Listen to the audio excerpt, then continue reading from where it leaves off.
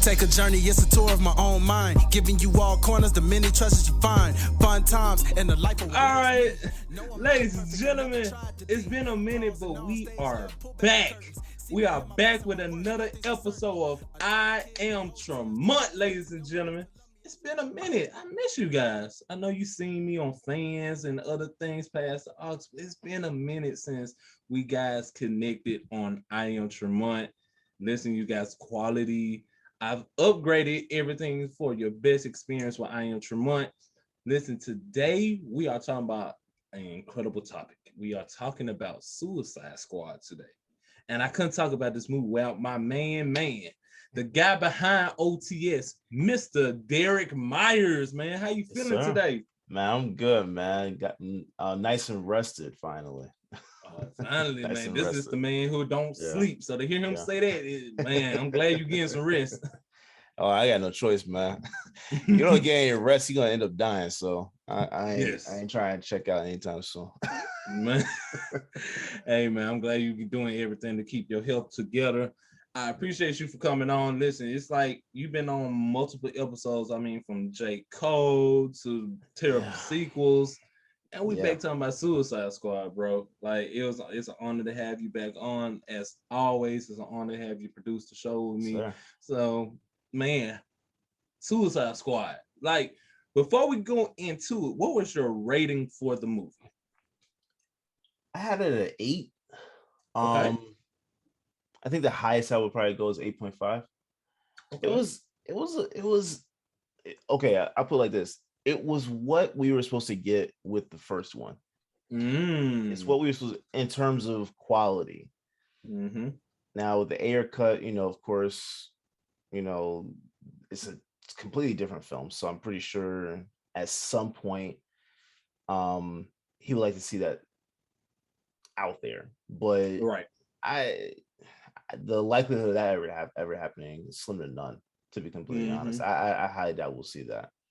But this was good because it was a nice balance of all the characters, which was very interesting because you look at when they were doing the media tour, doing their media circuit, is a whole full cast. And that was the first thing I was wondering about, thought about. How do you balance like all these people, an ensemble cast like that? How do you balance them in a 2-hour block? Doesn't work, as you see from the beginning.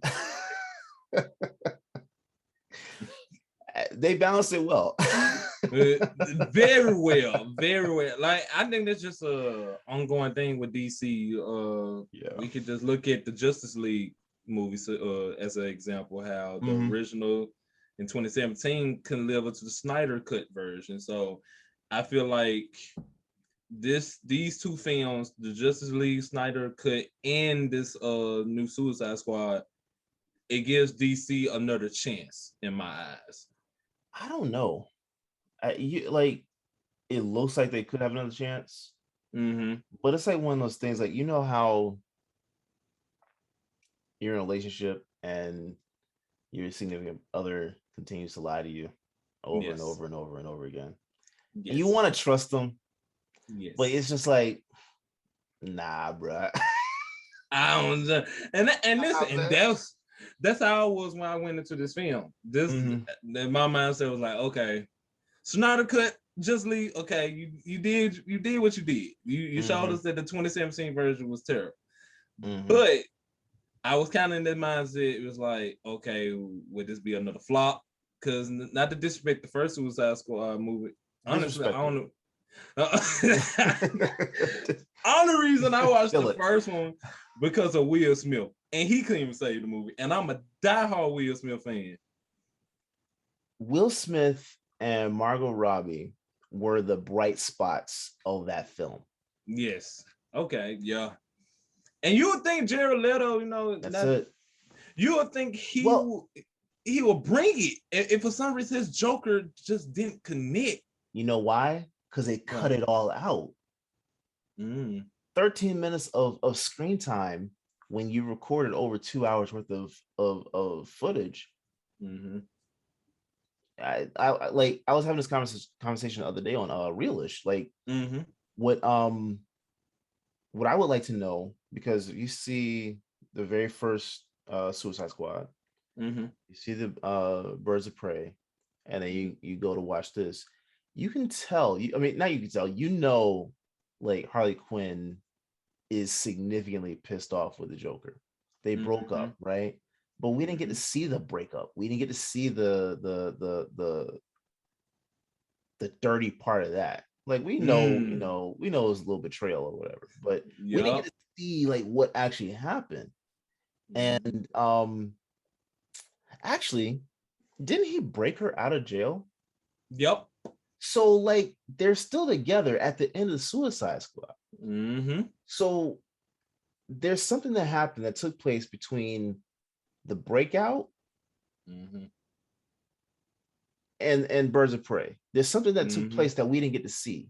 So that I would like to see. That's the only reason why I think I even want to see the Ayer cut, because I want to see that part. But Jared Leto, to be completely honest, with what we saw,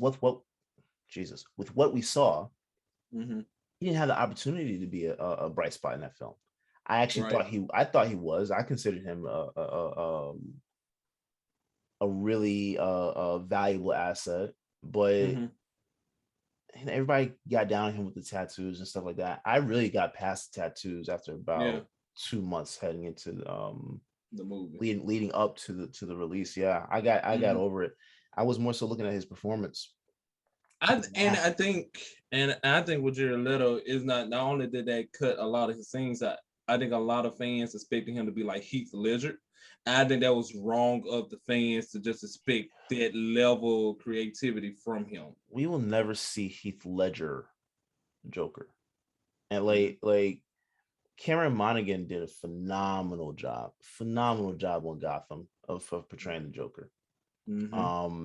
It wasn't, it was his own, but to be completely honest, Cameron Monaghan got the most opportunity, most time to sit with that character. He got to be the Joker, I think, for like 3 seasons. Everyone else had a 2-hour block. You know what I'm saying? He had a slow build and he was able to get comfortable with the character.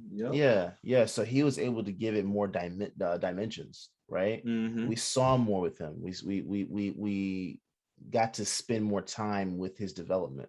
We didn't get that with anybody. And as great as Heath Ledger was, we didn't get that with his Joker either. It was just right to the punch. You know what I'm saying? So yeah, if Heath Ledger got Jared Leto got the opportunity to showcase that in the Suicide Squad, I'm pretty sure we would still see him in the DCEU. Like you basically had to do the Snyder cut, just for us to see a glimpse of what the Joker would look like. I don't, and DC is all over the place. I know Ben Affleck is going to go shoot his portion of I think the Flash movie pretty soon. So the thing about it is like it's weird because everybody's all over the place. The DCEU is scrambled, but they're trying to use the Flashpoint story to bring all the random iterations together to make it, like Marvel has it. I don't want to see that.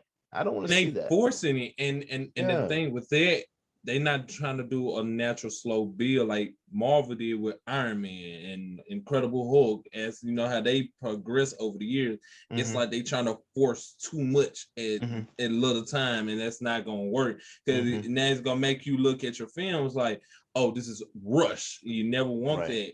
Right. And that's why, again, that's why I go back to the new Suicide Squad. That's why I went with that mindset of, okay, maybe this might be a flop also in the box office. Maybe it'd be a box office success, but the storyline will be flopped by true diehard fans of these characters. Did you think that the storyline flopped? No. After actually watching it, I enjoyed the storyline. What I didn't like, only thing I wish they didn't do is like one scene they showed something, then I don't know, 8 minutes earlier this happened. It kind of threw off the action. I understand what they were doing and what they were trying to get us to inform us the situation. I just wish they could have went a different route with it. Personally, I enjoyed the story. I kind of had a feeling what the story was going because I'm a huge John Cena fan, so I knew that the Peacemaker was getting his own series already, and that had already been shot. I didn't like that they announced that. Yeah, they should have announced it afterwards, because when you watch it, you like, okay, we already know he got a show. So either he's gonna die or either he's gonna survive. So you already went in that mindset. So I feel like they should have waited to release it now, because it'll say confusion. Because why would you announce it and you also announce when the movie gets shot, the show gets shot? Because they shot the show from March to July. So they could have saved that towards the end. But besides that little spoiler, I enjoyed the story. It was a great story. I like how they introduced the Peacemaker, Idris Elba with Deadshot. Bloodshot. Bloodsport. Yeah, Bloodsport. Oh, excuse me. DC Universe don't kill me. I know. I'm a Marvel guy, so but, and see, that's the thing about this. So we got to see like an ensemble of unknown characters. Right. That's what made this honestly different, and I don't think they even had a lot of pressure with this one. I think the only well-known have a lot of less known characters. Because the only well-known character was Harley Quinn. That's the only one. So I feel like Rick Flag. If anything, if they had destroyed her character, I would think that would be the only thing that would probably mess up the movie. But again, as always, they killed it with her character. They killed it with everybody. Honestly, even Pete Davidson in the beginning of the movie, his character, that scene was hilarious when he got killed. But I'm literally thinking, okay, Pete's gonna have a tremendous role in this film. I mean, he had 3 minutes. Exactly, 3 minutes. You can take technically 4 when they went back to the flashback. But literally, like when he was like, "I call you guys," I'm thinking it's like a big setup. He was a part of it, and then when it happened, I was like, "Holy fuck!" Like I didn't see that coming. I didn't. To be completely honest, this whole movie was more so of like, I didn't see that coming. Right, especially with the Peacemaker. Like everything, not even just the Peacemaker and Pete Davidson. Like every character, it had you on the edge of your seat because you didn't know what was going to happen. Yes, like if you keep up online, like you and me stated earlier about the announcement of the Peacemaker TV show, but if you didn't keep up with that information, you'd be like, okay, what's going to happen next? To be completely honest, the only thing that ruined for me was the post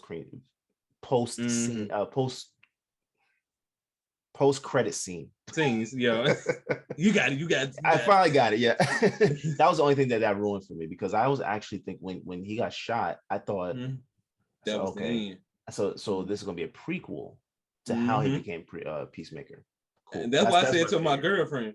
That's why I said to my girlfriend when we were sitting down watching it, I was like, because I was like, well, we know Peacemaker not gonna die. He got his own show. And then when he got shot, I was like, so it's gonna be a prequel. And she was like, what's a prequel, babe? And I explained to her like his story before this incident happened. So that was my mindset. And then when I seen the post-credit scenes, I was like, holy shit. Okay. And so it kind of didn't spoil it, but at the same time, it kind of did spoil it. It kind of that's how it went in. Yeah. But I mean, honestly, this was it's one of those movies that you just kind of like, you have to have fun with. Like I think one thing that people did with this film, which I thought was kind of unfair, was more so put it in the vein of Justice League. I mean, not Justice League, the Avengers, and how they process the movie. Like they're expecting everybody to be serious. It's not supposed to be a serious film. It's not. It's not. DC more comical, and they're upfront about that. You know, this is, they're the anti-hero. And you know what do you expect? and why I like what they did that Marvel don't do, they had a lot of gory and blood scenes. Like every scene, like, you know how you see some movies where they get those traumatic kills like that, or you look goofy. DC knocked it out of the park with this one. It looked graphics are crazy. it was crazy, bro. It was had me like some stuff when it's goofy, I turn my head and cringe like, ugh, that yeah, they could have went away with it. But this one, I was like, that was dope. Like every graphic CGI they had in there was amazing. So I give DC their props. That's something I feel like if anybody always say DC trying to copy Marvel, I feel like Marvel should have copied that for their upcoming films. Have more gory scenes, or if not gory scenes, make the kills and the blood look more traumatic instead of corny. That's why I feel like Marvel they got a lot of corny scenes a lot. I think that's why a lot of people is trying to gang towards the DCU more of the MCU, because right now I feel like personally after Spider-Man Far From Home, the MCU it's got pretty stale. It's got pretty stale in my eyes. In my eyes, well, again, I can't really speak because I haven't checked out Loki just yet. I haven't checked out WandaVision just yet. But bro, you haven't seen WandaVision? I ain't checked out WandaVision. Oh, okay. Yet. Let me tell you something real quick. In order to fully dive into the next phase of Marvel, WandaVision, Falcon and the Winter Soldier, and Loki are the three shows that you have to watch. Like, you cannot skip them. Right. It's like, so I know about Loki already because I seen the spoilers for Loki, so I already know who's gonna be the next big villain now. Oh, you didn't get a one. Yes, right. Yeah, I didn't get a chance to, but I was happy to find out who it was though. And like, cause I've been waiting for that character to come in. See, what I was gonna do was gonna watch. I was trying to wait till all the episodes come out, which they have. Now I was gonna go back, but every time a new show come out, I was like, well, forget it. So I'm just gonna wait till the films come out. And so I've been, I'm a huge Spider-Man guy. We talked about that before. So I was reading rumors about how the new Spider-Man movie possibly might introduce, Andrew Garfield Spider-Man, Tobey Maguire Spider-Man into the movie because Doctor Strange will be in through the multiverse. And I know that what WandaVision was doing also. I was like, okay, I'm just gonna start the phase 4. No, this phase 4. With phase 4 with Spider-Man, but from what I've been seeing online, the spoilers, I'm kind of regretting it now. Especially when can't do that. Especially when I seen the Loki ending, I was like, "Oh, damn." Yeah, you definitely can't skip WandaVision before going to see the new Spider-Man, because it's going to Spider-Man, and actually more so Doctor Strange. Doctor Strange has a more direct impact on with her, but I believe that she also, there's a correlation between WandaVision and the new Spider-Man as well that you have to. You have to. I know I'm a big Spider-Man fan as well, but that one is the one you have to watch. So it's one of those things that I tell you what, WandaVision, slow burn for like the first 3 episodes. Yeah, that's what I heard. I heard the first couple episodes kind of like yeah, Falcon and Winter Soldier, I just never really got into them. I mean, I watched it, for sure, but it just never did anything for me. And Loki, 6 episodes. You don't feel the impact of it until you're on the final episode. That is a slow burn, but Loki has the biggest impact for how the MCU is going to go. So yeah, it's definitely you definitely need, just go watch them, bro. Just binge them and go through. But what I will say to your point earlier about Marvel taking after DC in terms of the gore, they can't. Not that drastic, because it's still Disney at the end of the day. You know what I'm saying? So it's like you have to kind of like do the corny close up with the eyes wide open type thing. Like that's basically how they have to roll. But I'm okay with that. I'm okay with that for them. I don't really have too much of a complaint with Marvel. With DC, my issue is that they didn't do what I thought they should have done years ago, which was to actually utilize the writers from the animation films on the live action. because the fact that I feel more connected to their animation films versus the live action films is an issue. Mm-hmm. Now they had a great opportunity that they killed with the first release of Justice League. That's what they killed it. I thought they could have rebooted and done a reset with the Snyder cut. I don't know that they're gonna do it though. Michael, what's my guy's name? Oh my god, Michael B. Jordan.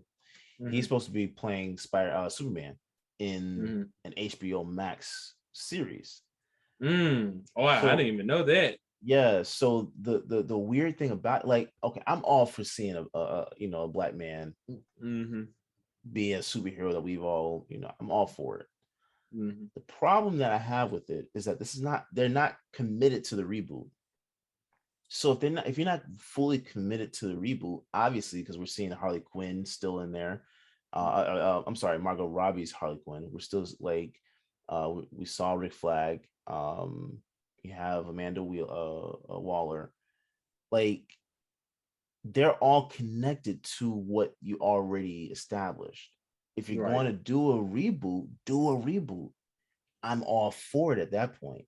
But in this universe, Henry Cavill is the Superman. You gotta stick with him. Like, and I love Michael B. Jordan, but that makes sense. I don't want to see especially if you're bringing in Ben Affleck to come in and do more shoots of oh my goodness, you're doing more reshoots of Batman. Like, you can't. Right. That's backwards. It's really backwards. It makes no sense. So yeah, I need them to figure out. That's the problem that I have with them. The animation, they have like everything on point. Everything on point. So just go with that. Just go with that. Like, Batman Beyond, bro. And see, that's another live action that, of course, we all want to see. But at the same time, like, are you going to bring in Michael Keaton to play it, the old Bruce Wayne? You should, right? Like, that would make sense, right? But who's this? Like, are we rebooting? Are we doing this Flashpoint story? Are we like, what path are we on? That's why, like, I love the Suicide Squad, because it's not a sequel. It's just like, it's like a reboot, but they're kind of like, just, they're kind of trying to wipe everybody's memory of the first film and just like, okay, like, this is it. If you're giving the DCEU to James Gunn, cool. But I don't see them doing that. I really don't. I think they will, because they know he's not really battling Marvel no more, because he completely left Marvel. Well, he leaves Marvel after he do Guardians of the Galaxy 3. But I personally feel like, because everybody's going positive reviews for Suicide Squad, and don't let those negative box office reports throw this movie off, because it's HBO Max now. Everybody's watching from home. He did a fucking amazing job. So I feel like DC gonna offer him something. They probably not gonna give him full control, but they gonna offer him something though to keep him away from Marvel. And they already know it's kind of like bad blood brewing over there between those two. Well, he's going back to do the new Guardians of the Galaxy. But he said after he do that one, he's done with Marvel. Even Batista said he done playing Drax. So yeah, but then there's also discussions of them doing the Drax prequel. Let me see that. Well, I'm not sure if it's confirmed, but like, if those are discussions that you're having, I would love to see that. And you have to have Batista. Like, there's no question. Like, I don't want to see another guy playing Drax as a prequel. Now, if you reset everything and like, like, someone else came from, we had a survivor from his planet or something like that. Okay. But like, so it's those are my things. But the thing is, I trust Marvel with that. I trust Marvel to get all of that figured out. I don't trust DC. And my favorite superhero is Batman. Right? My favorite villain is Joker. So, like, but I'm more so of a Marvel guy in terms of what I'm consuming. It's more so Marvel because they have, in terms of their movies, they have it planned out. DC doesn't. Mm-hmm. DC doesn't. But I love this film though. And this is one of the ones that I think they hit a home run on this one. They didn't miss on this one. And what is that? Man of Steel, I thought they did a great job. Batman versus Superman, I thought was Yeah. look, Yeah. I'm one of the few that liked it. The problem that I have with it is two things: Doomsday, what they did with Doomsday, and what they did with Lex. Now, but you see in the Snyder Cut Justice League, they obviously went a different direction with all that, right? Mm-hmm. So that's what I'm saying. I give them that. So if that's the case, let's finish this out. Let give Ben Affleck his movies. Let's see what happens with him and Joker. Let's see if the nightmare sequence that we've seen in these films, if that takes place with Superman turning against everyone. Let's just see. Let's see. Like, I would like to. And the only reason why Ben Affleck Batman hasn't been working because they not letting him be him. They not like the stories. Like I heard, I've been reading reports how they shot down multiple ideas that would have worked for the Batman character. Now they throwing in what's the guy from Twilight? Robert Pattinson. Robert Pattinson. Like, so you trying to convince me that he's Batman? So is this a reboot? But that's Batman Year One. Oh, that's Batman Year One. So Ben Affleck is like modern day Batman. Okay. Oh, okay. That's the problem that I have with them. Mm-hmm. Because Batman Year One, okay, but you're resetting everything, right? Mm-hmm. No, because now what you're telling me is this is a separate universe. That's what they're trying to do. These different universes. So that was the article I was reading when they said they were going to get the original Batman in for the Flash series. Yes. Yeah, Michael Keaton for the Flash series. Mm-hmm. Because I was confused reading the articles. I was like, so is they rebooting it or they bringing back old characters? Like what? So I can see the frustration from you. Yeah. So you're doing these different. You know how like in the comics they'll say this is world number such and such. 2017. Earth such and such. Yeah. They do. That's what they're trying to do with this. The problem that I have with it is it's a cop out.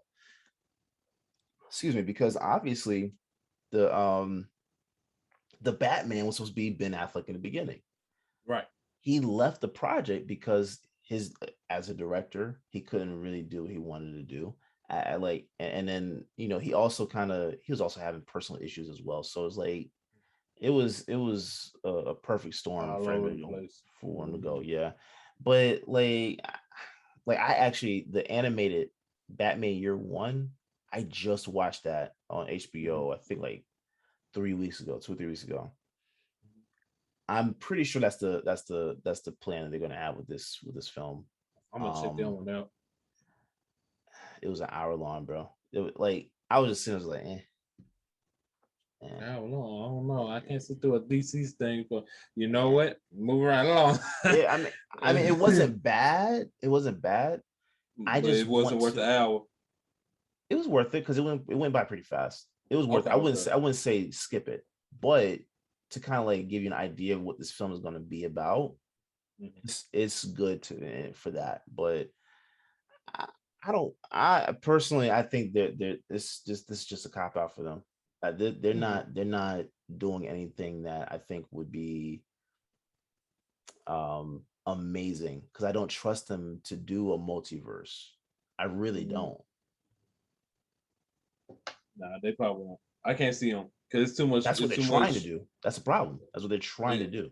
It's too much. It's too much inaccuracy going on right now. They shouldn't go for that, because you don't want to put out something that's gonna fail and it's already failing in the planning stage.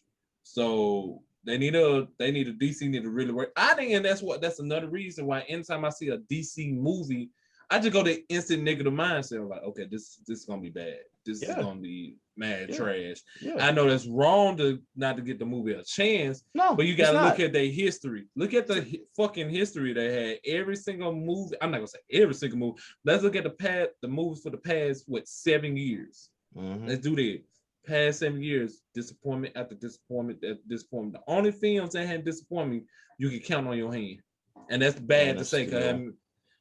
Man of Steel, this Snyder Suicide Cut. Squad, Snyder Cut of Justice League. Those 3 movies after how many movies they Aquaman. put out? Shazam. Aquaman was pretty good. I didn't watch Shazam. I seen Okay. clips, but See, I enjoyed clips of it though. I enjoyed the clips that I seen. Shazam is amazing.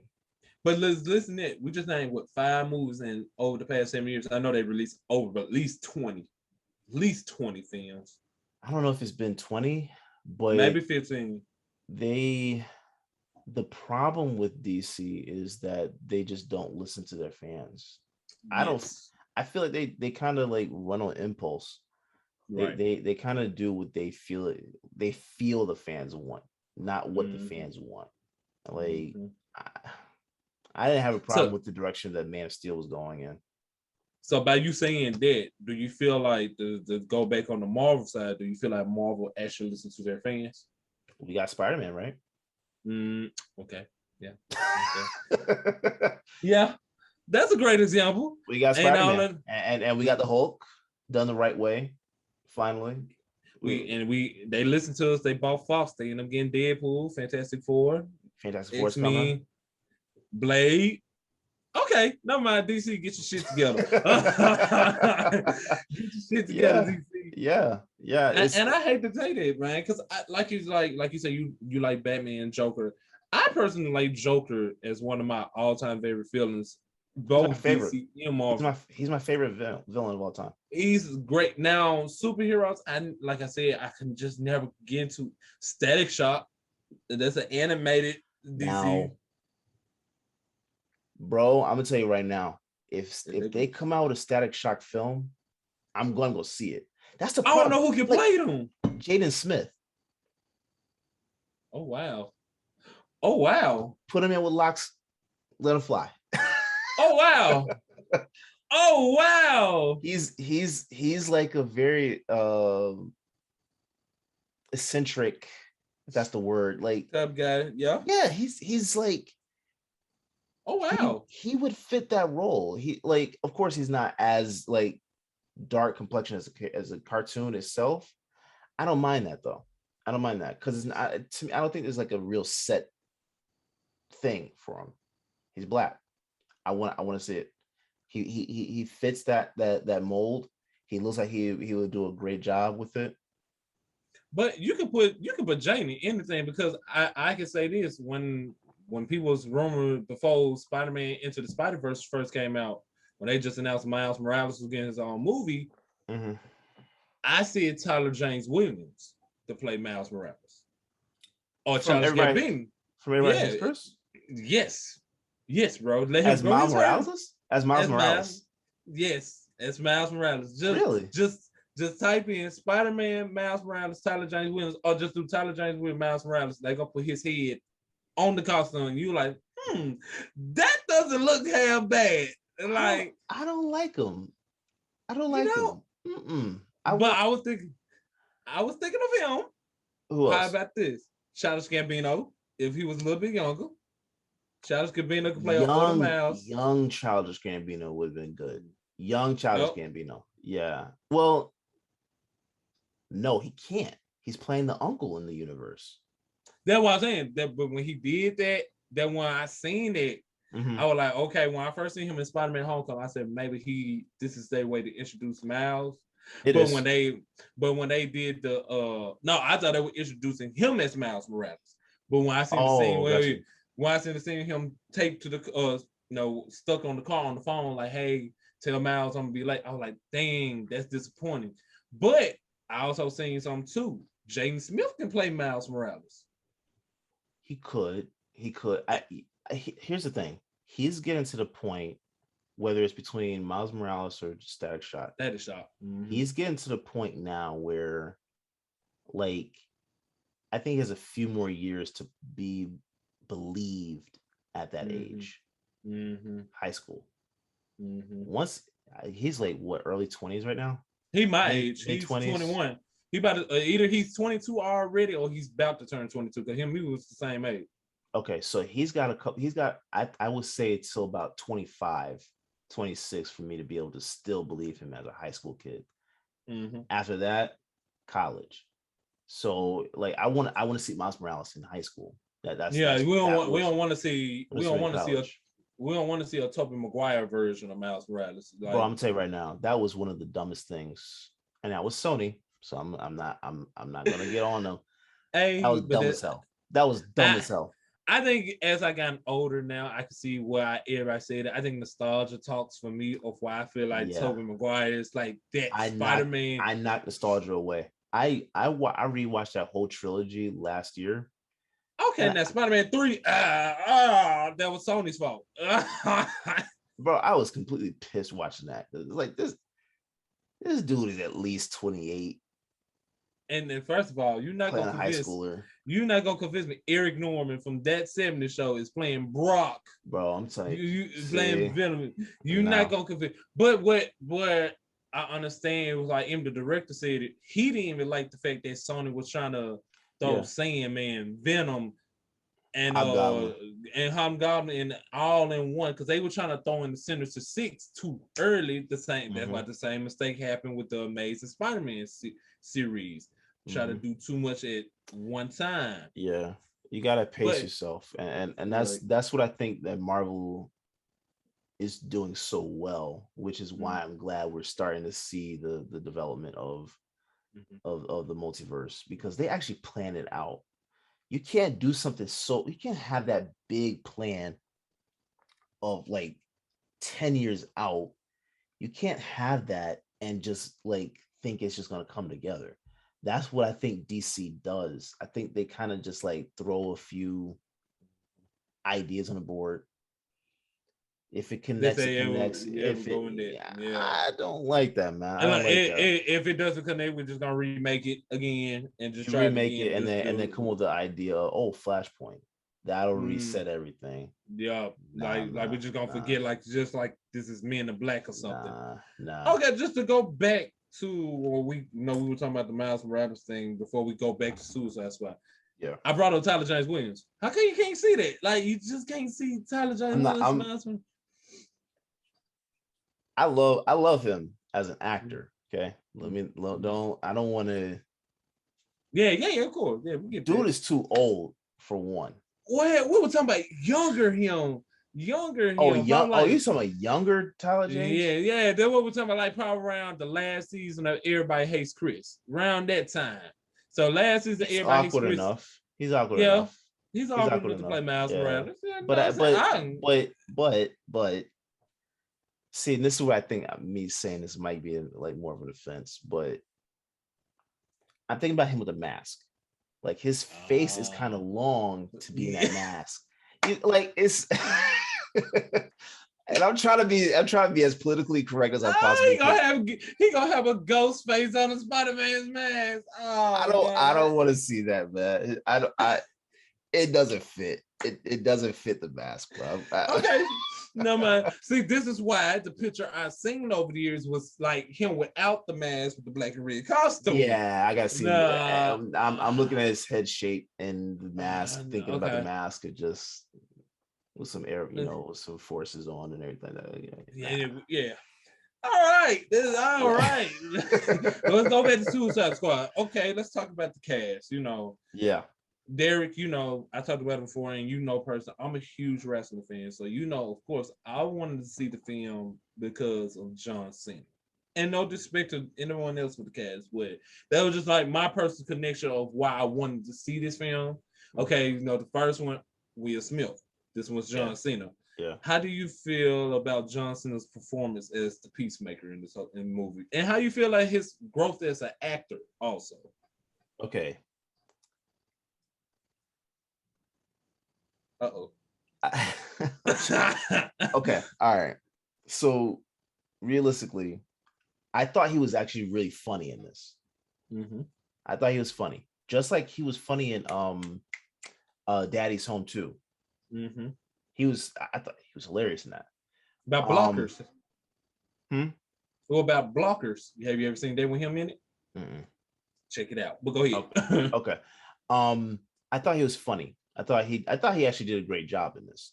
However, Okay. that scene where he was fighting Rick Flag. Okay. You know what I saw flashes back of? What? The Marine. Bro, so now the only one when he stabbed him in the chest, I was like, Bro, did he do this in the Marine? The look, it's like it just went back to that. Between that and the hair plugs, I was kind of like, nah, bro, like this. I would have cut it, John. Nah, I would have cut that out. Matter of fact, hold on, we gotta bring it out. We gotta bring something out. Let's hope you have the U.S. title, bro. Please. No, we don't got a U.S. title. Okay. Oh, I got that too. Hold on, we just gotta bring it out real quick. We just gotta bring it out, John. You know. Oh man, you bought that? Hey man, I'm a Cena fan, bro. I just gotta have it, man. Okay, see, like I've been distracted by his hair plugs for the last year and a half, right? What? It fits him. It doesn't. It brings back this era of John, basic thugonomics, John. Yeah, that's like a year before he started going bald. And like I appreciated bald Cena more so. Okay. Embrace it. I shaved my head bald on purpose, not because of it's not out of necessity. He had to do the fade out of necessity. But this is the thing though. He said the reason why he's not cutting his hair anymore is because just like that, your statement. Yeah, he said he gonna embrace them. He said the more you hate it, the longer I'm gonna keep it. So maybe you should start loving it, then maybe you might cut it. Nah, because like it just doesn't suit him. It doesn't look good on him. Like I think it's in this movie though, it looked fine up until the fight. Because once the hair started going out of place, I was between that and the intense look that he had. Let me tell you this. Yeah, he has room for growth in terms of intensity with his face. You're right. I think that just come from the WWE, from the storytelling. Jesus. Yeah, it didn't look right. It didn't fit. It wasn't selling. It wasn't really, selling to you? Not to me, man.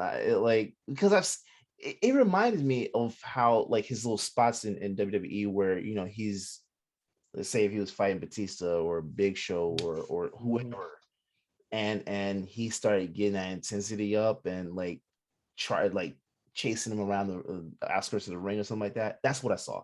I saw WWE. I didn't see the Peacemaker in that moment. Yes. Yeah, see. and like overall, his growth, I've seen his growth. I've seen it. Most definitely. Definitely. I've seen it. Now, of the three, The Rock, Batista, John Cena, he's dead last. Okay. With them. Okay, as a fan of Cena, I'm gonna put him number one. But if I had to take my fandom away, I agree. I say Batista is number one. The reason why I put Batista first, just past The Rock. Yeah, the reason I say that because The Rock for the past 10 years, he's been playing the same character, just with a different name in different movies. G.I. Joe, Fast and Furious, Hobbs and Shaw, all the movies, Jumanji. What was that movie he did with Central Intelligence? Yes. Central Intelligence. Yes. Rampage, San Andreas, same character, just different name. So I think that's why Batista, that's why I kind of like hated with the comment Batista made was like somebody tagged Batista on Twitter like, hey, maybe you should do a movie with John Cena or The Rock, or maybe you should join the Fast series like them. And he was like, no, I'm a better actor. I want to do better movies. I hated that he said that. I was like, okay, that's disrespectful to them. But at the same time, I understand because Batista, his roles are different. Drax, James Bond movie. What's the movie? Army of the Dead, all those different. He's changing up his character. Basically, like what I talk to you about is about my acting career. I don't want to get locked in to being known as this one role. So I that's why I put, if I take the fandom away from Cena, I put Batista first. Yeah. I put Cena second only because for me, if again I'm taking the fandom away because I guess I'm so burnt out with The Rock playing the same character in the past couple movies. Cena admitted he said the Marine. He said that movie was a piece of shit to him. He said 12 rounds. He said 12 rounds was a piece of shit to him. The movie I feel like everybody slept on by John Cena that shows that he was about to take it serious. It's 2 movies I recommend you checking out, Derrick, when you get a chance. It's a movie called The Reunion. It's about how him, his brothers and sisters get reunite together after their dad died. The wrestling movie. No. But that's Legendary. If I'm not Legendary or the wrestling, it's something like that. That's that movie. That movie is about how he was training his little brother how to wrestle. Okay. No, the reunion came out in 2011. The storyline's about John was like the mean big brother, just like how he was in the wrestling movie. Only different, his brothers got to get their dad trust fund with the help of their sister, but to find out his sister lied to them. So it's a good little move. But John said he said at that point, that's when he felt like, okay, I'm slowly getting better. Trainwreck. I feel like he even said Trainwreck when he was like, okay, I want to make better movies. He was in Trainwreck. I forgot about that. Yeah, he was in Trainwreck, and his growth. Just look at the wait, wasn't LeBron in that too? Yes, sir. LeBron I did see that. Yeah. So he was like, over the growth of his years, like let's name the movie Trainwreck. It's another movie I can't think of. Sisters with Tina Fey in them. He was the guy with the tattoos on his neck. Bumblebee. I think Bumblebee was what people said. Okay, John was Bumblebee. He was going after Bumblebee. He was like he was head of the military. He was going after Bumblebee. It came out in 2018. I didn't see that. It's on. I think it's still on Hulu if you got a Hulu account. Bumblebee was that animated? No. It was a live action. It was a prequel about Bumblebee. It was about how it was based off the 1970s, how Bumblebee first came around, how John Cena was trying to get him and trying to basically get him to the FBI, the CIA type stuff. But check it out, that's good. He grew in that. I say John Cena finally made his version of the game plan. It's called Playing with Fire. He made his own version of the game plan. Jesus, I didn't know he did all these movies like this. Playing with Fire came out 2019. Okay. Blockers, that's a good movie too. Blockers. Now I've heard of that one. Yeah, that came out 2019. That movie is great. It's about he was how he tried to stop his daughter from having sex on prom night. It was hilarious. Okay, so how about this? John Cena is really good at the comedic stuff. Because I've seen him on Saturday Night Live and all that stuff. Like he's good at the comedic material, comedy stuff. Yeah, he's really good at that. Because he has great timing with jokes and stuff like that. That like we as wrestling. Look, when he first came into wrestling and started doing the thugonomics character. That's all he did, throwing shots at guys, and there was comedic timing with his lines and everything like that. Perfect. So I think he fits into that very well. I think he's trying to force himself into the drama. Roles. Yeah, where I don't think he has as big of as I don't think he has as much range as he thinks he does. Well, you know what? I think these 2 films I'm about to name to you. One of them, I already know you're gonna say. I know good and damn well you're not about to say Fast. Fast and Furious. Now I'm telling you, Derrick. I know you're trying to figure out how the white man gonna be convinced with playing the black man's brother. But listen, unless they're adopted or it was like 4 brothers or something like that. No, listen, Derrick. If you go back and watch the movie and the way they explain how they was brothers, because when even the guys because they showed in the beginning of the movie a younger Dom and a younger John. His name is Jacob in the movie, and a younger Jacob.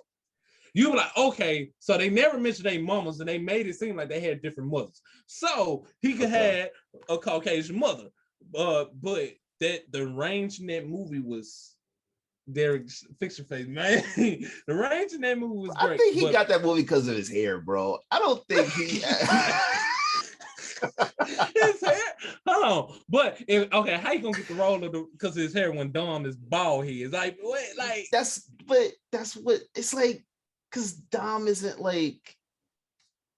Trying to think of the right way to say this.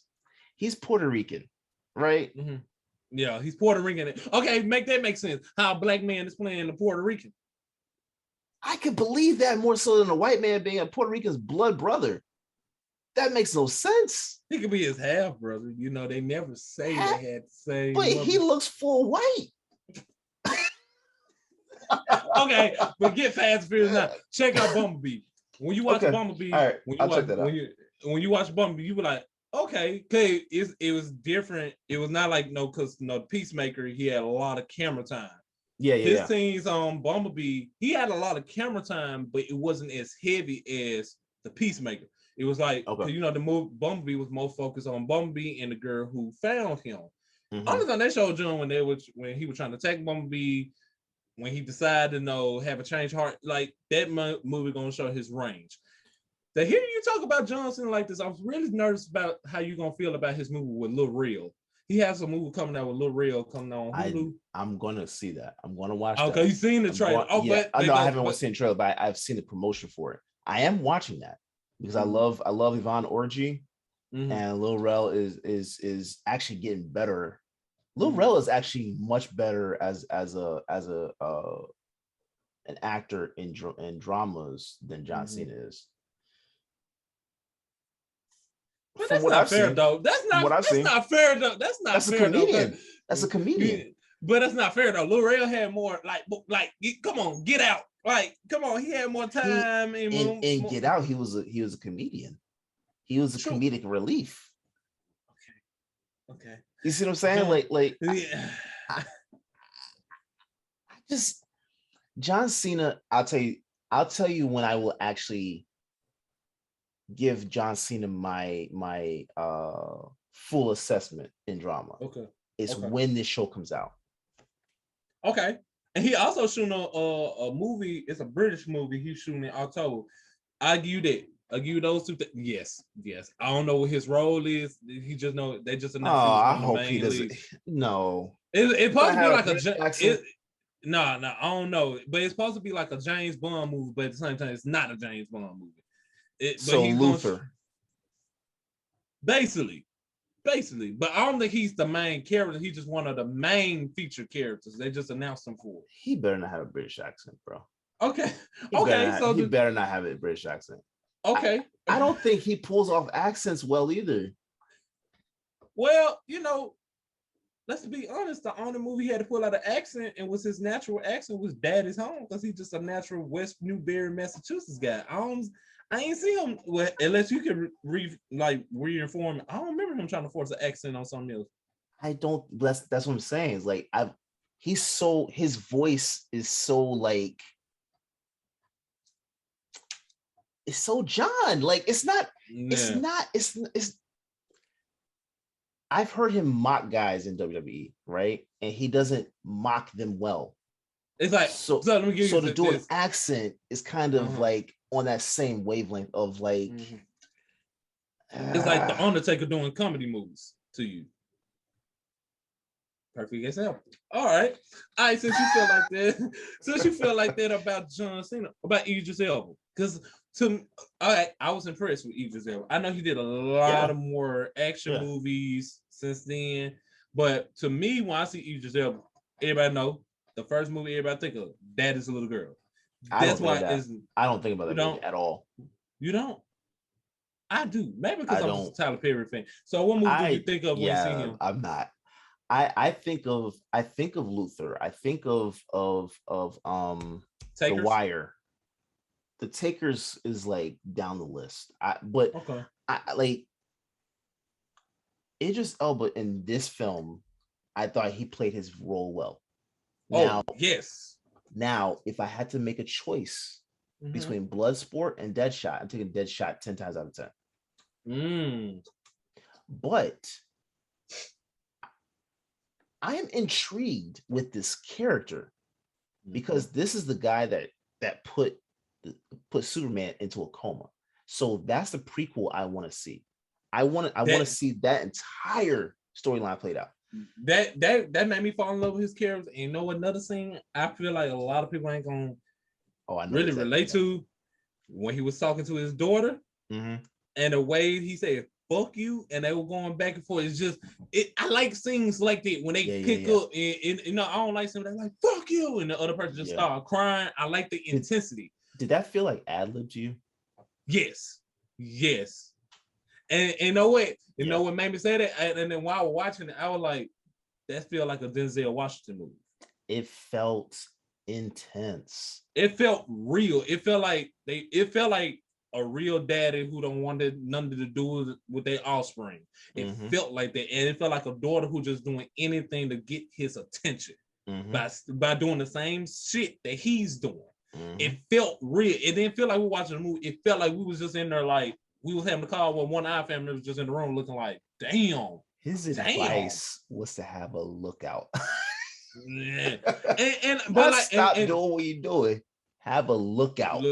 Man. And you know that scene remind me of American Gangster when Denzel was going off of him. Yes. He was like, take those dumbass shades off. That a lot of people don't know that part was improv. That was the same intensity, and that's why that made me sit back and say, okay, this man is more just daddy's little girl. Like I said, I look at daddy's little girl because that's my personal connection to. I know about the Wire. That's his first one, right? That's like, he did TV shows and stuff before that, but that was like his big first major film. That's what I'm saying. That was like his big first, Okay. Yeah, so that's why I was so stuck on. He was intense in that one too, but of course, he played a good guy type. So all the other roles. Perry. I'm not finna say anything to get blackballed, Derrick. I'm trying to get to Tyler Perry Studios. Hey, bro. Hey, and I will support you as long as I can. I will support you as much as you need support.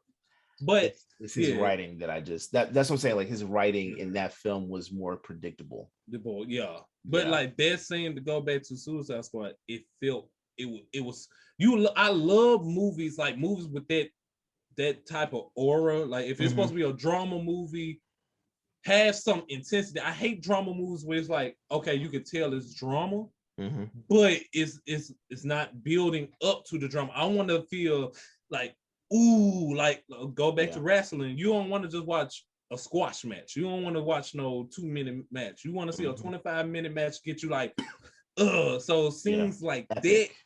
Yeah, scenes like that get you invest in the character. Like you said, I'm a diehard Will Smith guy, and I love this. But this character, it got me intrigued. Like again, he put Superman in a coma, and the fact that he put him in a coma and he's talking to his own daughter like that, I mean, he will do anything to anybody. Bro, the thing, like, I'll put it like this: I want to see the air cut so we can see what else happened with Deadshot, right? But with Bloodsport, I am highly intrigued. I would love to see them interact. Because me too. That's what I was about to say. Like, I would like to see what that interaction will look like. But the reason why I might actually give the edge to Bloodsport is because this dude made a small bullet that went through the hollow point tip. Like the precision you get to have for that, Jesus. I don't care how accurate. I don't care how accurate that shot is. The fact he can break your bullet with a small bullet like that, just imagine his. Now, I say that if that was Will Smith versus John Cena, that scene would probably it would have been a whole lot more. Because like you said, I'm not gonna lie, the intense part, I did get wrestling John. I feel like if that was like Will Smith, oh bro, I about damn near cried. Like, damn. So you think Will would have done to John what Uncle Phil did to Will in that crying scene? What James Avery did for him, most definitely pushed him up. Yup. I can see him like, hey John, no disrespect, but feel Bring the it. scene. Yeah. Fucking bring the scene. And then he go like he said how James Avery hugged him in Whisper Hill. Now that's fucking acting. Yeah. I feel like Will Smith probably told That's John a very solid point. I feel like yeah. because John, because they said, because even when he was doing Fast 9, Vin Diesel, they said John was like, when he felt the scenes not feeling right, he will pull them like, okay, what y'all want me to do? Out of respect for the film. So I can see him like, okay, Will, I know you was in the first one. I know this is a whole new film, but what can I do? Because the one thing I can say about John Cena, he's very, well, in the acting world, from when everybody speak of him, he's coachable. And also he learned from his past mistakes when he was in WWE. I'll be honest, my guy buried people. It's been times where he wasn't coachable. He didn't become coachable until he got older. So I feel like he was like, okay, I don't want to feel still he was becoming. Yeah, so he said he probably felt like, okay, I don't want to be still in this acting career. And he said he probably like, okay, I also don't want to feel like how I made others feel when I was young and dumb. So let me learn. So I think that's why he probably also, the Vin Diesel and The Rock situation. He probably looked at that and said, okay, I don't want to have the same thing with anybody else. So let me learn. So yeah, I see that almost felt so petty bringing John Cena onto that film from Vin Diesel's. Oh, speaking of petty, you see what the Rock said like right after the movie came out? He's not gonna join them. Yeah, he was like, I don't blame him. He was running back of Vin Diesel talking about he was trying to show him tough love. He was like, that's hilarious. He was like, I wish him the best of luck, but I'm not coming back for Fast 10 or Fast 11. I was like, so it made me wonder, is Hobbs and Shaw gonna ever have a sequel? Because I don't want to spoil it, but Fast 9 people, if you watch Fast 9 people, you will know what I'm talking about later on in the movie. It's something you're gonna see. You're like, okay, what the fuck? What about Hobbs and Shaw? So you're like, okay, I still gotta watch Hobbs and Shaw.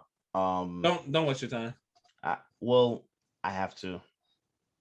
Because I know if I want to watch Fast 9, just watch Fast 8, bro. Just watch Fast 8, bro. Just watch Fast 8. I'm saying Fast 9. Don't waste your time. Don't know what I tell you this. Even though I kept falling asleep on Hobbs and Shaw, the only two people who saved that movie for me, Ryan Reynolds. Mm-hmm. Yep. Yeah, he was in. He had like a couple scenes in there, and like Ryan Reynolds, he's just a real life fucking Deadpool. Like just Oh no, dude is. Now that's that's one person you can say who played the same character, but it won't get as stale as The Rock's because because it's not like he playing a serious guy. He's always comedy relief. Even when he do have serious role, he's still the comedy relief, so it works out. But Ryan Reynolds and Kevin Hart, those the two people probably like made me say, okay. And Kevin Hart just got fucking stale. Kevin Hart is in that? Yeah. Jesus, man. That is such a random cast. That's right. Random hit. Roman Reigns in the movie. I didn't know that. That's random. I was like, so you telling me you announced you got cancer, but you on set doing the movie. Okay. Well, I believe it. Because you can't with wrestling has a different demand on you than acting. Right. Well, and then The Rock did say he was taking his medicines on set and everything. Yeah. So I believe that, but Kevin Hart saved that film. That's hilarious. That's saying a lot. And as much as I love Kevin Hart, dude has been stale since. I'm not going to talk about stand-up. Let's talk about movies. Since Ride Along. Really? Since when? Ride Along. To me. All right. Did you see Fatherhood? Haven't. I heard a lot of people said that saved his career. Again. Bro, I'm gonna tell you something. He should more so steer toward dramatic. Yeah, because he got a movie with the guy from Breaking Bad and Malcolm in the Middle. The Upside. That movie was amazing to me. Because I need to see that. Oh, you haven't seen it? Mm-mm. Oh, dude, it was. I tell you this, Kevin Hart character originally is a thug. So it's kind of hard because you go in that mind and say, oh, you know Kevin Hart. He's fucking Kevin Hart. But later on in the film, you like, what I'm hearing, like from what I'm hearing from Fatherhood, it's the same process as this movie. Yeah. It's growth. Like that's the first Kevin Hart movie I sit through without fast forwarding certain scenes. I was like, because I have Xfinity, so it was one of the free movies you can watch. Oh, so his growth in there was dope. So that's why I was hearing about Fatherhood. Like a lot of people saying, if you can enjoy that movie, you gonna fucking enjoy Fatherhood. I haven't seen it. I might watch it tonight. Check it out. It's deep. As honest truth, it's really good. It's really good. I knew it was good when my mama said. My mama don't even like Kevin Hart, so when she said that, I was like, okay, I'm gonna check it out then. Yeah, but it's really good. But like, just like back to Cena, like, bro, I think he just want to be coachable. He just don't want to be still. But I feel like you go back what you said, if Will Smith was his James Avery, 100%, 100%, it would have been. Oh, excuse me. It would have been a whole lot different. Not to take away his performance. Like, I'm taking away the fandom now. Because the fandom, I'm like, yeah, John did amazing. Woo. Yeah. To take away the fandom, and with some scenes, you were like, okay. He was stiff. He was stiff. Like the scene with him. Like the scene with him in his underwear, he was just walking around talking shit. He was like, okay, you feel forced. You feeling the bit. It felt like he was trying to fight away John Cena promo WWE. It felt like he was trying to fight away from it. Yeah, excuse me. I think one scene, even with that scene, like it seemed like he just has really, really great timing with comedy. And that's why, like I'm saying, like with this is a perfect film for him because it allowed him to get into that comedy aspect and still play the superhero. You know, like I think what's the right way to say it? I think I think he's perfect for that. I think he's perfect for what we saw in the Suicide Squad. He's perfect for that. But in terms of like actually going toward like, and honestly, even Will Smith is limited. His range isn't really that great. But he's not on Will Smith's level, and I think that's what he's trying to do. Like you can only like work with what you're really great at in terms, like in that realm. You can only do what you can do. Stay in your lane. Like you can't go off and try to do something else that you're not really good at, because you'll get exposed. You'll get exposed real fast. That's like LeBron James trying to get in the NFL. Or I saw some stupid thing earlier this week about like if he was a boxer. Gave him like 2 years to train. Like who would win, LeBron or Mike Tyson? Like, come on, man. Mike Tyson will knock his ass out. I don't know who y'all think LeBron is, but he's good for what he does. Okay. Right. Anything outside of what he does is just, it doesn't work. That's like, and that's another thing. Like, for example, let's go back to just actors. That's like Martin playing the Fresh Prince of Bel-Air. Even though Martin can do comedy, it won't feel the same. Will playing Martin, it won't feel the same. Yeah, both of them got the swag to play those characters, but at the same time, you just can't picture Martin on Fresh Prince of Bel-Air, and you can't picture Will Smith playing Martin Payne. No. You got to stay in your lane. You got to know your levels. Yeah.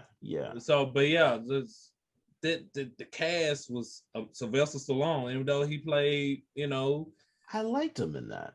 Yeah, like he played his version of Groot. He played the DC version of Groot. Yes.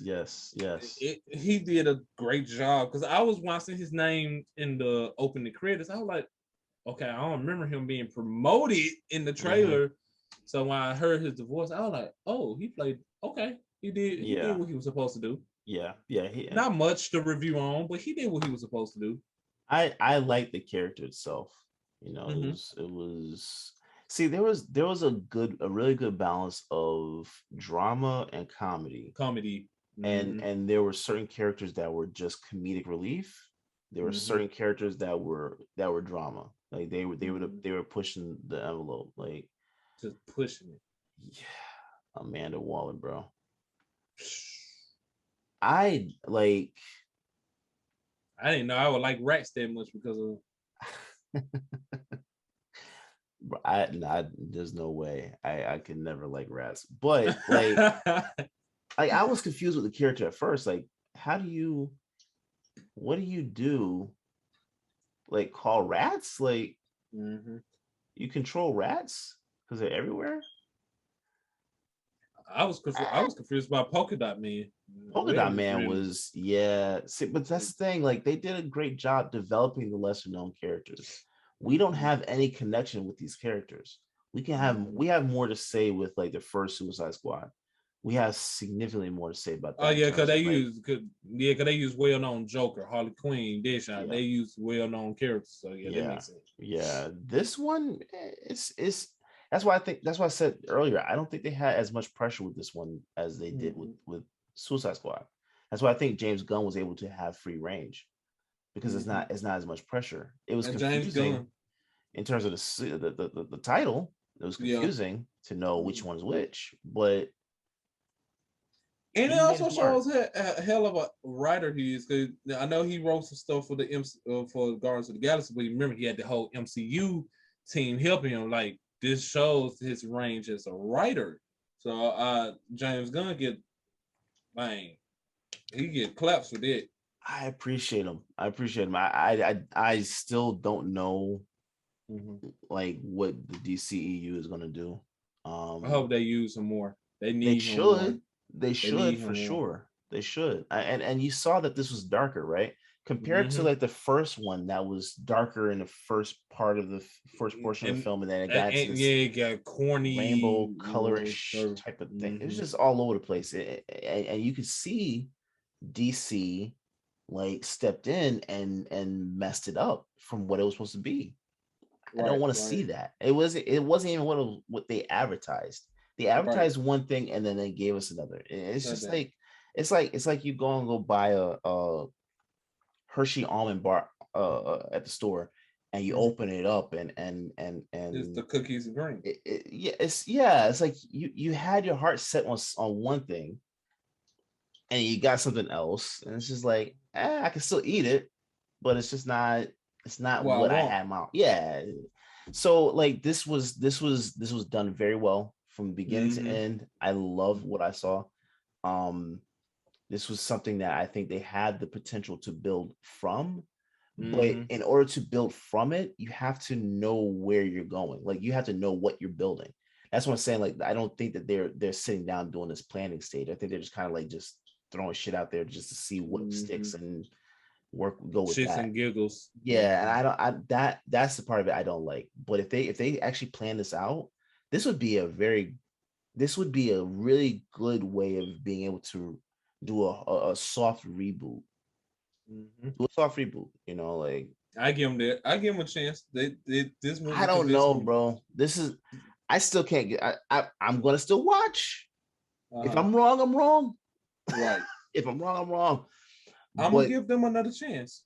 This movie convinced me. Like it didn't convince me all just DC all the way, but it's giving me like, okay, I'm gonna give you one more chance. See what you're gonna do. Don't fuck it up. The Batman is their final chance for me. Yep. From the trailer I seen, they dropped, even though they COVID stopped it, and I was shocked that they put out a trailer that fast. That was dumb.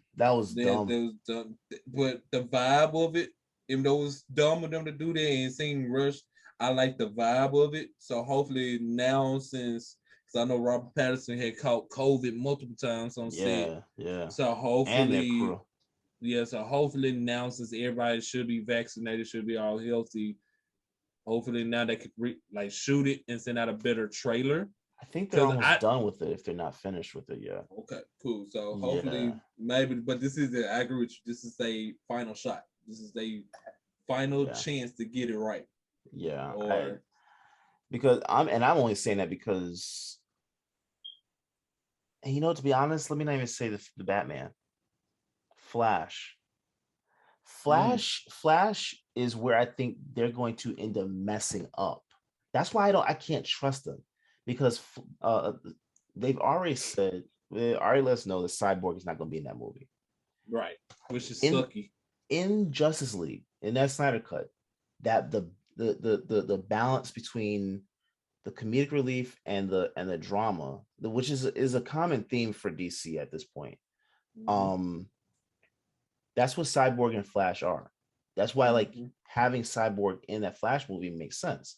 They're not gonna do it. So like I think we're gonna get bogged down with Flash. You see what I'm saying? I think it's gonna be to that point where we're watching Flash and it's kind of like, all right, man.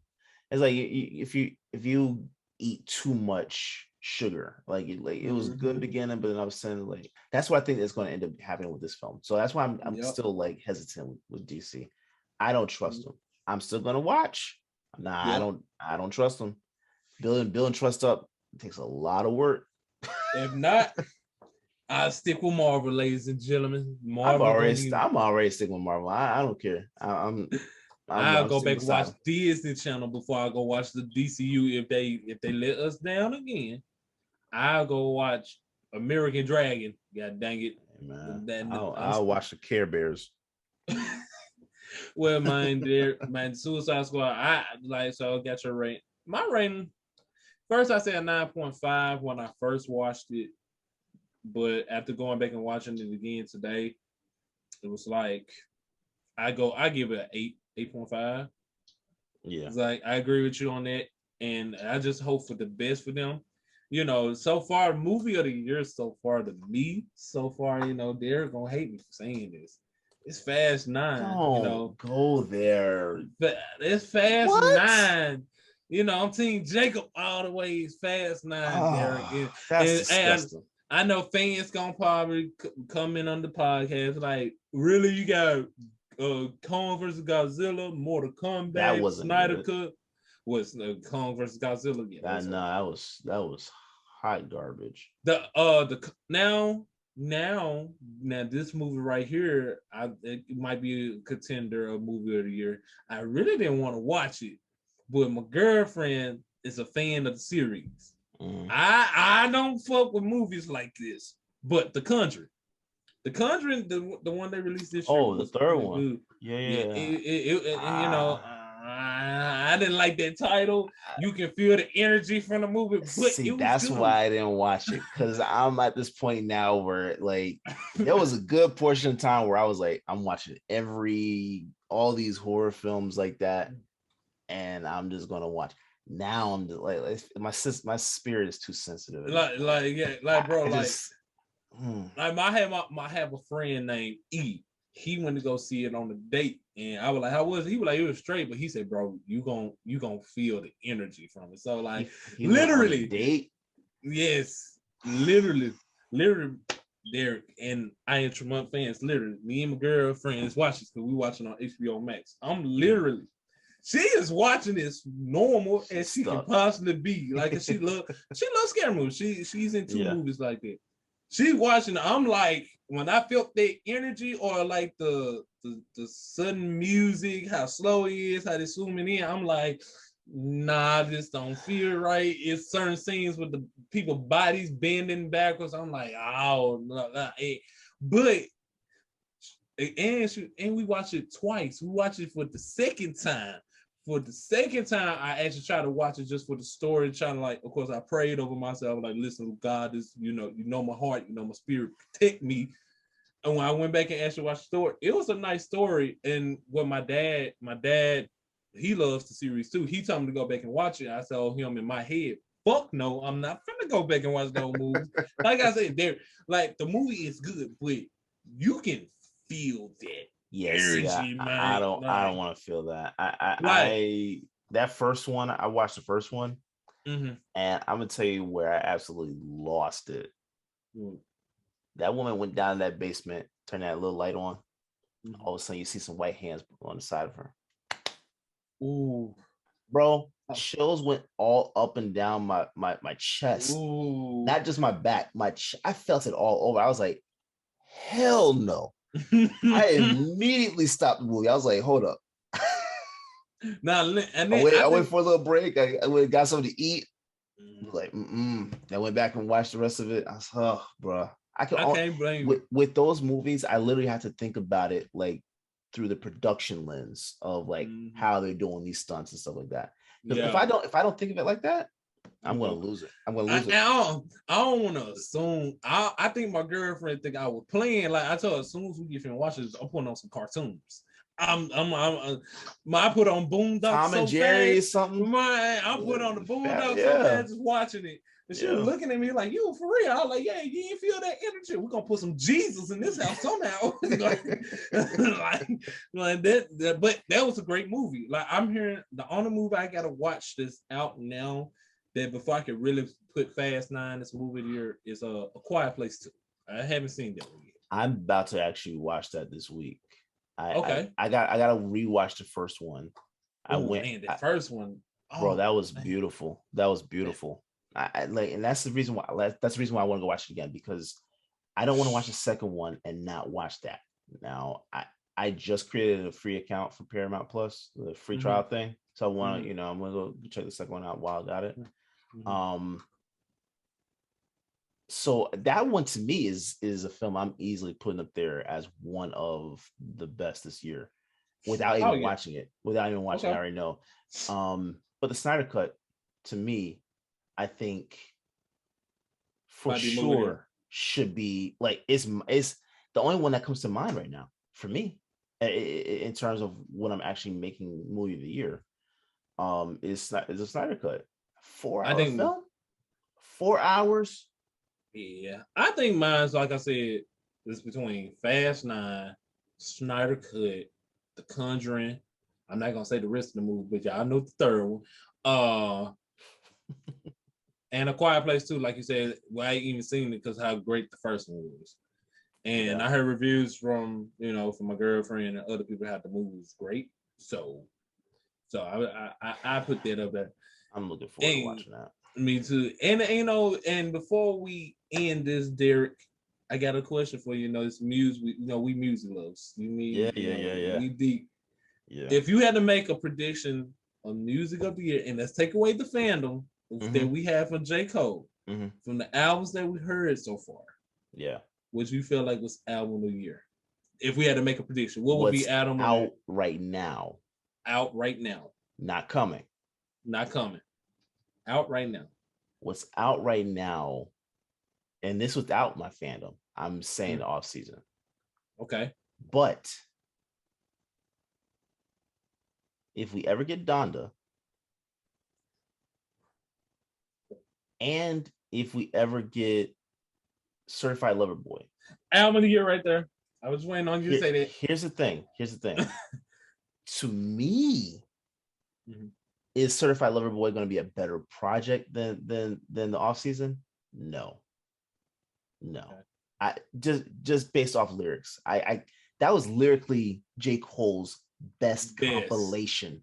So like I don't see Drake coming out with the same fervor in terms of like lyrically. But I'm pretty like in terms of awards and stuff like that, accolades, Certified Lover Boy is just gonna get it. I already know that. I think it's going done. Like if he don't release it, I'm gonna put it just like Certified Lover Boy. I'm feel like okay, I'm getting teased too much now at this point. Yeah. I hope Donda look like Kanye West, like just the two listening parties. The man was floating in the whole bump there. He is sleeping in the stadium and been recording the whole album there the whole time. I don't know why. Because Kanye is in his bag there. Is what we getting old Kanye back. We getting 808 heartbreak Kanye. We getting the see, and guess what? Did you watch the stream for that last one? Which one? For his last. Oh yeah. I don't have Apple Music, so I couldn't watch it. Okay, this is why I'm still pissed off with Tidal, because I don't understand how the hell Kanye has ownership in Tidal and they're not streaming his stuff. However, if Donda ever comes out, from what everybody's been saying, if it's going back to old Kanye, I don't see how anything can beat Donda this year. Man. But what will be in the running for it is Kendrick Lamar if he ever drops. Oh yeah, of course. Oh yeah, it's over. Even and let's take it back. Even if it's just an EP or just a track itself, most definitely. Bro. But Donda, man, that's how I knew Donda was gonna be something serious. When I seen the clip of the first listening party with Kim Kardashian there, he had a whole diss song towards her, and he started crying. There's a diss song on there. Yes, and he started crying. I was like, how you know he was crying? When the song got finished playing, like people who was there recording, the song got finished playing, he put his head down. He did this. He was just like that. And then not only that, you get Jay-Z to record a track. Yeah. Like 4 hours before the listening party. That's wild. That's next level, bro. That's next level. That got me ready because hey Jay-Z, Kanye, the Throne Part 2. I'm just saying. Well, that was a rumor. I don't know if it's true. Justin LeBoy said that. I'll take it with a grain of salt. I don't even like Jay-Z like that. The fact that I want the Throne Part 2 should tell you something. You don't like Jay-Z? You gotta remember, I'm a pop fan, so when he was dissing Jay-Z, I really was like fuck Jay-Z all my life.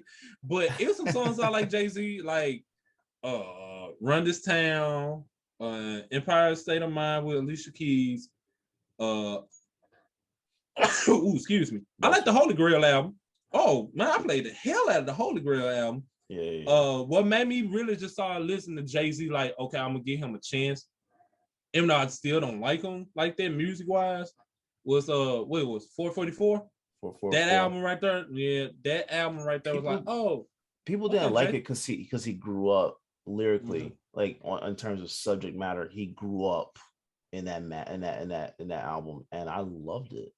I think that's why people shit on I think that's why people shitted on Sorry Not Sorry when him and Nas, because they expect him to be like, bro, hold on. You didn't like Sorry Not Sorry? Hell no. I still don't understand the B line, like all these B's. Like that line made no sense to me. No, I will say Nas not with King's Disease 2, Nas made up for that. Because his I liked it. His part of the song, I wasn't rocking with that. It was elementary to me. I think I liked it because I knew the back they beef. It was cool to see them on the track. It's cool to see them on a track, but the track wasn't good. That's what I'm saying. Like I would rather them not be on the same track and have like bars. Mm-hmm. I don't mind that your subject matter is more about, you being, this mogul and like having kids, and I don't mind that. Mm-hmm. But it's got to hit. Like right. J. Cole, he's a father right now. 2 boys, right? Right. And he's talking about his life, and it hits lyrically. It just hits. So it's not boring. Right. That was boring. I was literally seeing, I was like, oh my God, bro. And then Cardi B, like everybody, like, I don't know why Khaled jumped in the pool when he got her lyrics. Like, bro, come on. Hey, everybody should know my favorite song off that whole album was Every Chance I Get, because I'm a little Baby fan. Like, I could rap his verse word for word, bar for bar. That album wasn't good, bro. So we know what's not album of the year. No. But to go like what albums that's out now, of course, take away my fandom. Of course, it's gonna still be the off season. But I'll put Against the Pain by Moneybagg Yo. Moneybagg Yo album was pretty good. Yeah. That was the first Moneybagg, like that hit strong. People can tell you, I used to hate Moneybagg back like when he was in his mixtape era, like ELO and all, when he was like before when he was just Memphis famous. Yeah. I hated that man music. I couldn't like sit through a full album. Yeah. This album right here, this was the first album I was just like, zoom. I was like, damn, I really fucking with this album. Mm-hmm. So I put that up there with the off season. But like you said, Donda, Certified Lover Boy, if Kendrick just do a surprise drop, I'm gonna have to give it to Kendrick. But if it's gonna be one of those 3. And as a fan of J. Cole, I hate that he won't get the opportunity to have that accolade. But my God, I mean, honestly, and I'm being completely honest, one of my favorite artists this year though is Normani. Oh, Normani. Oh, yes. Her song she didn't need Carter to be on that track. She didn't need Carter to be on that track. I said the same thing, but I will say this: she needed Cardi for marketing. That was smart. That was smart. Cardi's her verses weren't horrible at all. Like, they were really good. It wasn't needed, but it wasn't needed. Like I loved what I heard from Normani. Like the flow, the choreography, the cinematography. It was all on point, and it took me back to the way R&B used to be in the 90s. Yep. Heavy emphasis on the choreography. Sing like the melodies. Like it was. Oh, she's a force. Listen to a track with the baby. You know, listen to a track with the baby. You know, they've been off the radio ASAP, bro. Yeah, I would have hated that for her because you know, Rolling Loud. You know, you couldn't do Lollapalooza, couldn't do other Lost Your Code. The baby. Listen. I get what you were trying to do. I still don't. With the HIV part, I don't get it. The whole rant made no sense. You know why? Because why is that on your mind? Why you worry about it? Why are you thinking of that? Yeah, why you worry about another man? And then the DJ the DJ was better. He was like, some of y'all niggas suspect. We were like, where you coming from? Like instigating it. I don't get any of that. And to see, people keep saying he's canceled. He's not canceled. He's not gonna be canceled. He's not gonna be canceled, but he deserves what's happening to him right now. He definitely does. Oh yeah, me and my sister talked about it. And Shanga, if you listen to this, you remember we talked about this earlier. Oh yeah, he gonna be messed up for 2 months. 2 months later, it's gonna be all forgiven, bro. But it ain't even gonna be forgiven. It's people are just gonna forget. Yeah, let him come out. He's gonna drop something. He's gonna drop a song within the next month or two. That's gonna be blow fire. up. And then people are gonna just like, you know what? Hey, it is what it is. They're gonna move past it anyway. The news cycle is just so fast that no one's thinking about it like that. I remember Desi Banks said something crazy last year that just. Oh yeah, damn! I forgot about that. And no one remembers that. You see, Kevin Hart. Well, that was going back. Yeah, but they removed him from the Oscars. But you see, but nobody still talk about it no more. They have it 3 years ago. Yeah, it's not. He's not canceled, but he's dumb as hell to do what he did. So he gonna miss out his bag for I say 2 months at the latest, a month at the least. Someone I heard someone the other day estimate what they think he may have lost, and I think it was somewhere in the range of $500,000 with these festivals. I'm not sure if that's 500,000 per festival. But if it's all together, he's gonna make that back. But if it's per festival, it's over. It's gonna take him a minute. It's gonna take a minute because some sponsors dropped him too. Yeah, because he lost his clothing brand. Yeah. So it's gonna take a second, but he'll be back. He'll be back. He's just gotta learn. He's gotta learn. That's it. Because Nick Cannon really, he said something. Back on Wildin' Out. And then they just dropped a new episode tonight, matter of fact. I gotta watch that. Yep. Now, because the episodes they were dropping last month was the episodes they recorded pre-COVID, right before COVID. Yeah. These episodes now, legit now, because the clip they post today on their Instagram, people got on their masks, and the way the scene is dope. Where they got them in is low riders now. The people sitting in the crowd, they sitting in low riders and they 6 feet apart. And it's dope. Nice. Yeah, going wild now and look at the clip. It's it's gonna be talking about something at the airport. They're gonna have a green screen, or it's gonna be. I think another clip is gonna be D. Ray Davis versus Pretty V and pick up and kill it and kill it and kill it. and they're gonna show the crowd. It's nice. Those folks, Nick Cannon really changed the set. Of course, it's not Red Squad and Black Squad. It's like Phoenix versus something. It's something like that. Phenomenal versus something. You know, yeah. Don't even worry about Derrick. Actually, just look on your face, man. All right, and this is another thing I want to talk about really quick, since we just brought a Wilding Out. Yeah. My dad listened to I Am Tramont. He's a big supporter, and what we did, we had a conversation about young comedians. Yeah. So this guy he mentioned, he's not a young comedian. He's been in the game for a minute, but he's technically still a young comedian, like in the world of comedy, like mainstream wise. Do you feel like Carlos Miller is like a big name in comedy right now? If you don't think he is, you're not paying attention. Cause he said, well, I said about Carlos, and me and my dad agree. For one, he's from Mississippi, so he got that southern roots. Two, he young, but he also old. He been through a lot that people can relate 38. to. So you know what I mean? And my dad made this statement. I don't know, people. Please, matter of fact, man, you can send me a message on Facebook, Darron Tramont. You can comment on this video right now, or you can text me on Twitter, the 901 Prince. My dad said, and I slick agree with him as much as I'm a DCEU Fly fan, Carlos Miller is the best one out of the 85 South Show. Hands down. And to be completely honest, I was actually talking to Janine about this about like 2 weeks ago. And I hate saying it like this because I know this gets out. Anyone hears this, they're gonna probably take it the wrong way. I don't think they need Chico Bean on the show.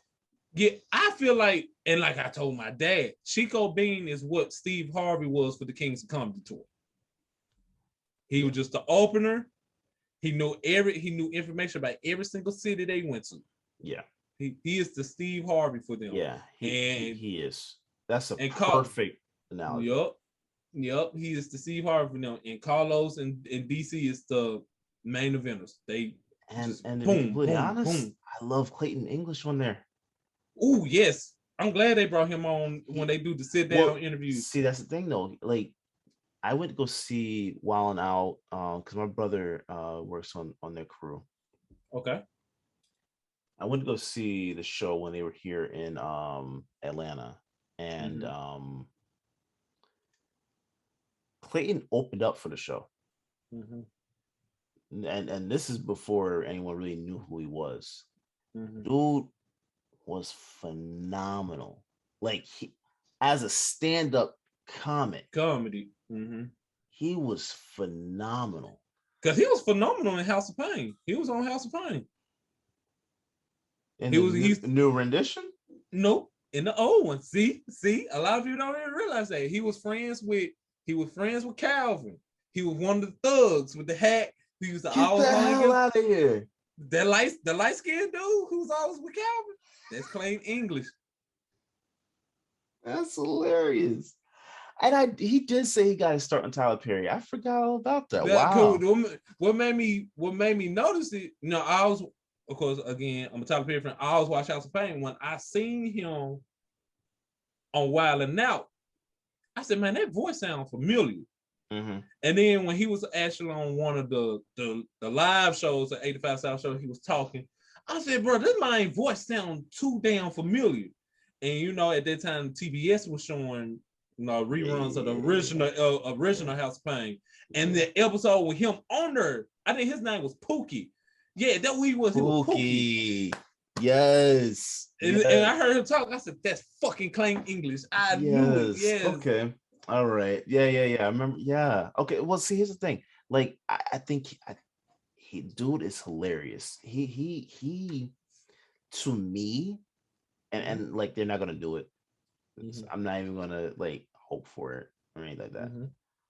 But to me, I think if they're gonna keep trio on the show, Carlos, DC, Clayton makes more sense as a trio.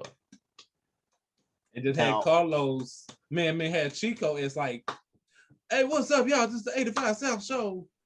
as like Steve Harvey. Because of the fact, and like, man, I love Chico. Chico's hilarious. Yeah, Like, yeah, Chico's dope. yeah, he's really good. But in terms of fit, if I'm the producer, what I would do is like put him in that role. Chico kind of like within the conversation of things, he kind of distracts from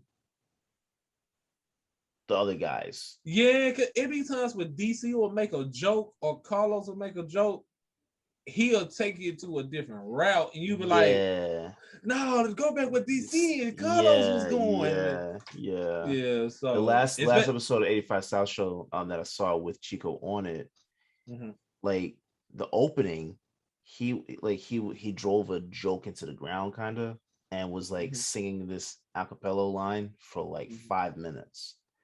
And this is while Carlos is talking, while Clayton's talking, and I felt like it kind of took away from what their points were to be able to hit that comedy point. So like that's all I'm saying. Not like they have great chemistry, of course, but in terms of comedic timing and stuff like that, I just think within the realm of comedy, right. Carlos, DC, and Clayton make more sense as a trio than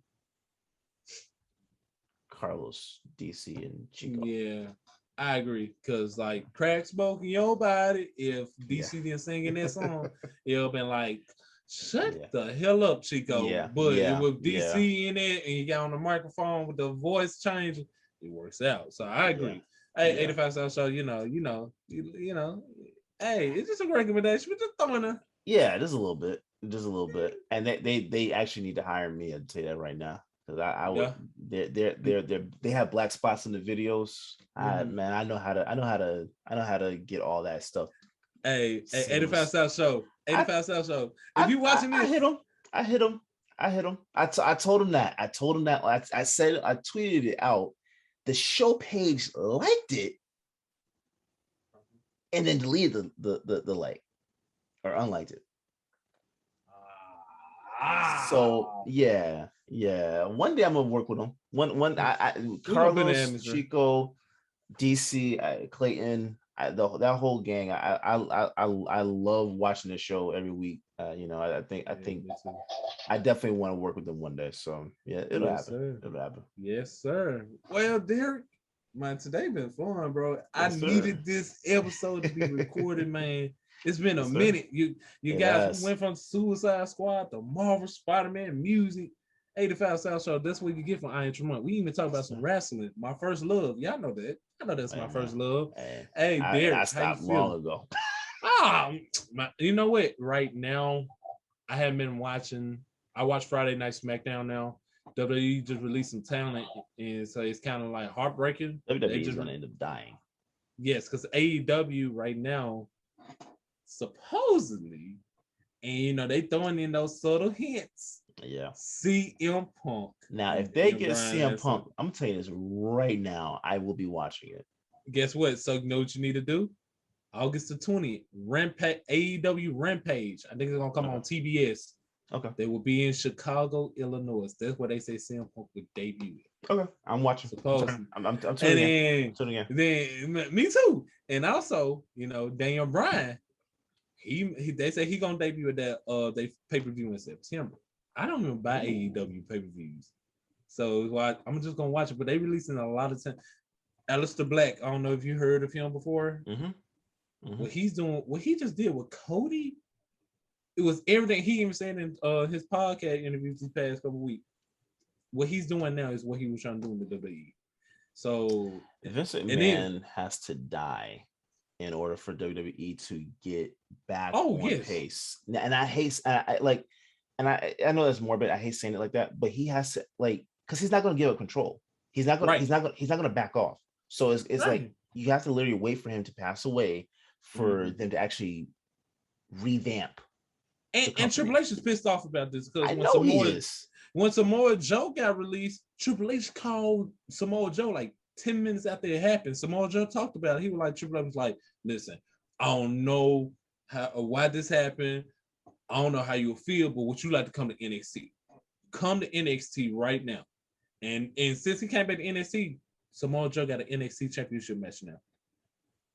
Things and Vince had him on the commentary table for a whole year. A long time, yeah. So I remember seeing updates about that. And then now, this past Friday, Vince McMahon just released 12 NXT talent, and they said Triple H and Shawn Michaels then had no say so in it at all. Like they couldn't stop it or none. And they said Triple H right now is pissed off about it. He released Bobby Fish. And he released Bobby Fish because of his age. He just released 2 guys who just won their, they have this title called the North American Championship, like their version of the United States title. Mm-hmm. These 2 guys literally just had the title. They both released. And he released one, Vince released one because he was short and fat. So, yeah. So Vince said AEW is not competition to him. Well, they about to be once they sign all this talent.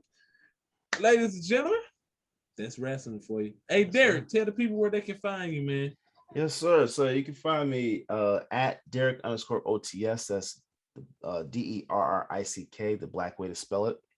Mm-hmm. Or just follow the brand page. I would rather you follow the brand page more than you follow me. Yes. I'm not even posting on my personal page that much anymore. So at OTS Guys on all social media platforms. You find us on our website, www.otsguys.com. You can also subscribe to our YouTube channel, youtube.com/OTS Guys.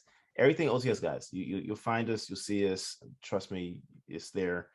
We have a host of shows that are going on right now that you should watch on YouTube as well. Mm-hmm. Like it's some stuff that's actually coming that's going to be YouTube based. I was actually just telling Darren about one that we're in the pre-production of right now. So there's a lot of stuff coming. Definitely pay attention, watch it, like, share, comment, all that stuff. Subscribe, put the notification bell on, all that. We got a lot of content coming, so stay tuned. Yes, sir. Ladies and gentlemen, I double that. You can follow everything OTS Guys on every social media platform. If you personally want to reach out to me, my Facebook is Darron Tramont, like you see at the bottom of the screen right there. You can also follow me on Twitter, which I really don't be on much, but I still catch on for you guys. It's at the 901 Prince.